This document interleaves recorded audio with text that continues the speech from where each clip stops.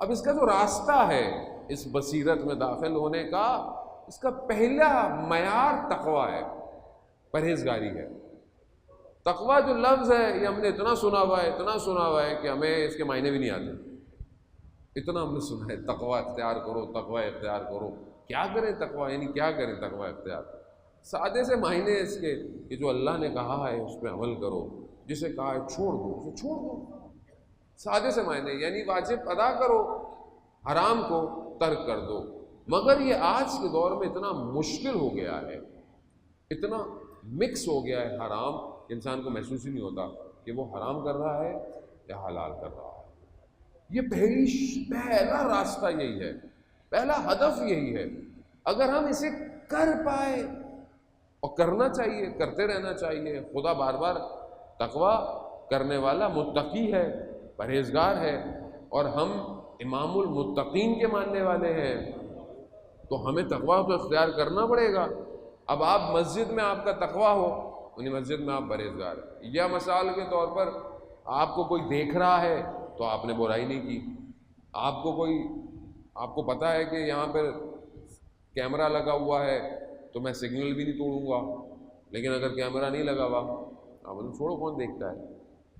اسی طرح ہم اپنی تنہائی اور خلوت میں، خدا تو دیکھ رہا ہے، خدا تو دیکھ رہا ہے، لیکن آج کا جوان اگر اسے پتہ ہو کہ کمرے میں سوراخ ہے یا کمرے میں کیمرہ ہے اور اس سے میرا والد دیکھ رہا ہے یا میرے گھر والے مجھے دیکھ رہے ہیں، تو غلط کام کرتے ہوئے گھبرائے گا، نہیں کہ خدا نخواستہ غلط۔ آج کل کے غلط کام کیا ہے؟ آج کل کے غلط کام تو یہی مصیبت جو مشکل ہمارے ہاتھوں میں، یہی سب سے بڑا غلط ہے۔ گناہ آسان ہو گیا ہے، گناہ سستا ہو گیا ہے، اور ایک ٹچ پہ ہے، یعنی صرف ایک ٹچ کریں گناہ، نہ چاہیں پھر بھی گناہ۔ اب اگر پتہ ہو کہ برابر میں کوئی بیٹھا ہوا ہے تو غلطی سے بھی کچھ کھل گیا تو بند کر دے گا، صفحہ ہٹا دے گا، لیکن اگر نہیں بیٹھا ہوا تو کیا کریں گے؟ موقع دیں گے، چلو دیکھتے ہیں کیا، ایسی ہوتا ہے نا، دیکھتے ہیں ہے کیا۔ اب جب ایک دفعہ گئے تو یہ وادی شیطان کی ہے، یہ ایک دفعہ بلاتا ہے پھر رسوا کر کے نکالتا ہے انسان کو، یعنی انسان کو اندازہ نہیں ہوتا کہ اس کے ساتھ ہوا کیا۔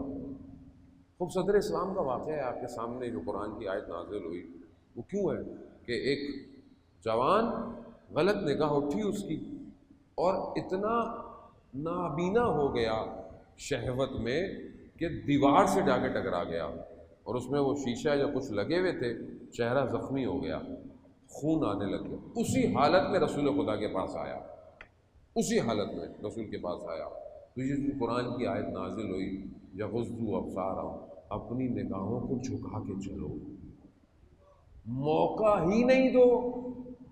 جب آپ موقع دیں گے دیکھنے کا تو وہ اندر آئے گا، اور جب وہ اندر آ گیا تو وہ تو خود کہتا ہے میں تمہارے اندر حرکت کرتا ہوں۔ اب آپ بولیں کہ نہیں مجھے تو کچھ نہیں ہوتا، مجھے تو کچھ نہیں ہوتا، میں تو بڑا ہو گیا ہوں۔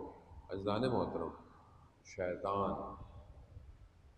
4 یا 6 مختلف روایات ہیں، کم سے کم 4000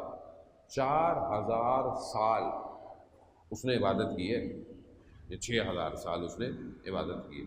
اور یہ جو سال ہے نا، یہ سورج والے نہیں ہیں، اس نے عبادت کی ہے، ریاضت۔ یہاں تو 10 دن نماز پڑھو، بول نظر نہیں آتا مولانا میں رات کو اٹھتا ہوں کچھ معاملات، اس نے 4000 یا 6000 سال عبادت، اس کی ریاضت کتنی ہے؟ وہ کس چیز سے واقف ہے؟ یہاں آپ 40 دن کو چلا کاٹیں آپ کو ویسی نظر آنی شروع ہو جاتی ہے چیزیں، اس نے کتنے ہزار عبادت کی ہے؟ وہ میرے آباء و اجداد سے واقف ہے، وہ میری اس کمزوریوں سے واقف ہے جو میرے اندر ہے، وہ سب جانتا ہے، وہ وہیں پہ آ کے حملہ کرتا ہے کہ اس کی کمزوری یہی ہے، اور وہی گراتا ہے، اس کو اٹھنے نہیں دیتا۔ لیکن اگر شخص یا جوان غلطیاں کرتا رہے اور اس کے بعد 2 رکعت نماز پڑھ لے تو شیطان کی ناک کو رگڑ دیتا ہے۔ تو اب یہ ہمارے اپنے اوپر ہے عزیزان محترم، ہم اپنی تنہائی اور اپنی خلوت، یہ پہلا قدم ہے، پہنچ ہی نہیں سکتے امام تک۔ آپ اپنے آپ کو ایکٹیو کر لیں، بڑے میں نے کام کیے سوسائٹی میں، اس میں میں بڑا فعال ہوں، میں بڑا ایکٹیو ہوں، میں یہ وہ، اندر کیا ہے؟ تنہائی کیا ہے؟ تنہائی میں خدا سے رابطہ کیا ہے؟ پہلی